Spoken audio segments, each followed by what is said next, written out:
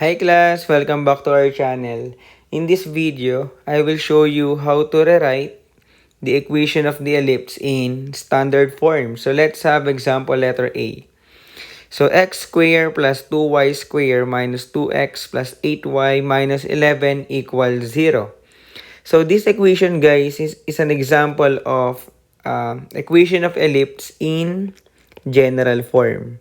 So since naka-equate yung ating equation to 0. Okay, so paano natin ngayon yan i-rewrite to standard form?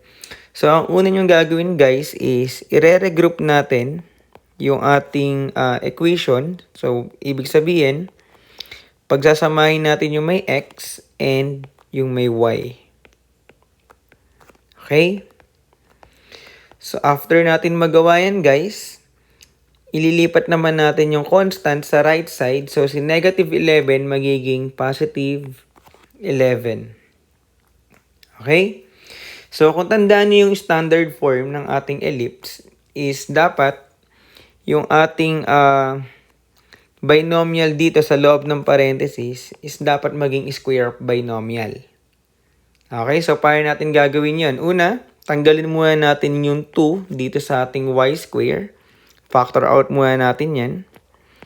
So, we have x squared minus 2x. Then, pag finactor out natin si 2, magiging y squared plus 8 divided by 2. Magiging 4y na lang to. Okay? Kasi nag-factor out tayo ng 2 doon sa ating binomial.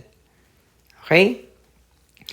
So, next is para magawa nating square of binomial, yung ating binomial dito sa loob ng parenthesis, is gagamitin natin yung formula na b over 2 square. Ang tawag dito guys is completing the square.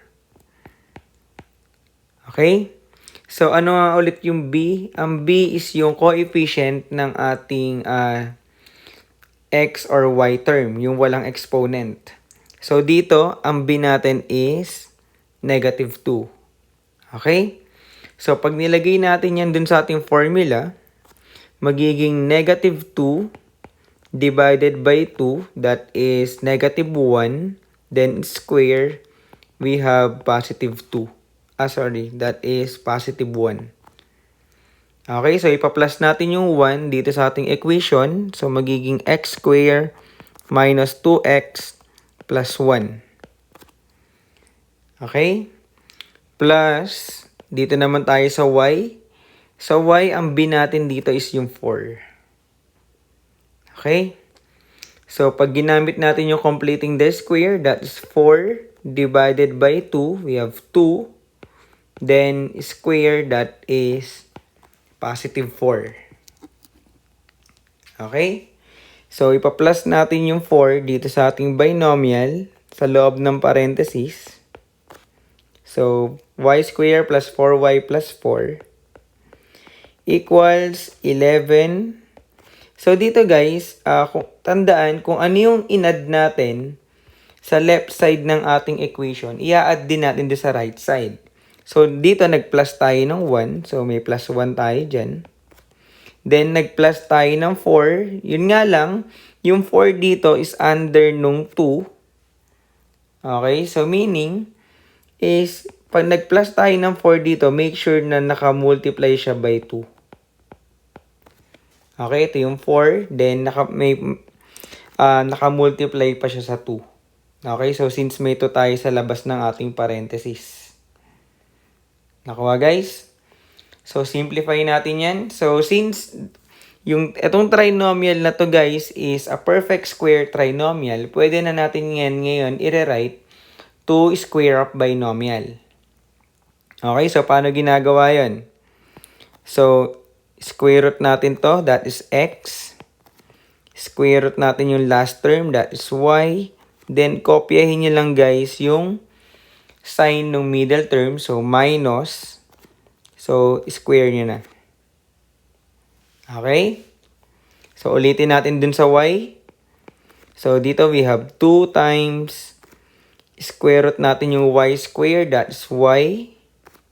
Square root ng 4, that is 2. Then, copyin natin yung sign ng middle term. We have plus.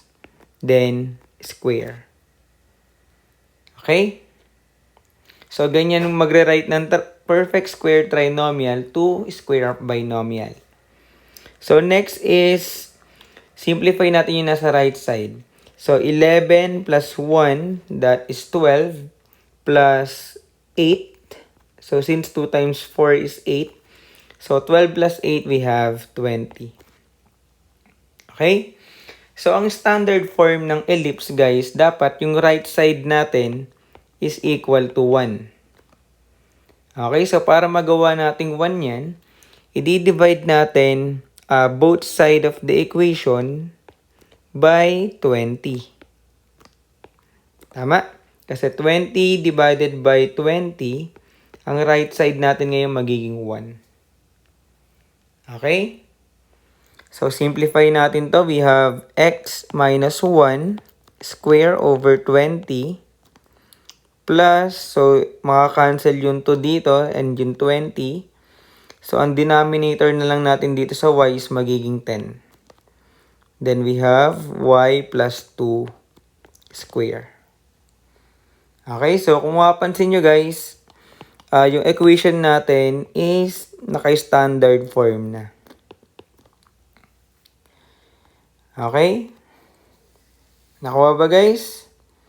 So, this is the end of our video. I hope may natutunan kayo. So, if you have questions or clarifications, kindly put them in the comment section below.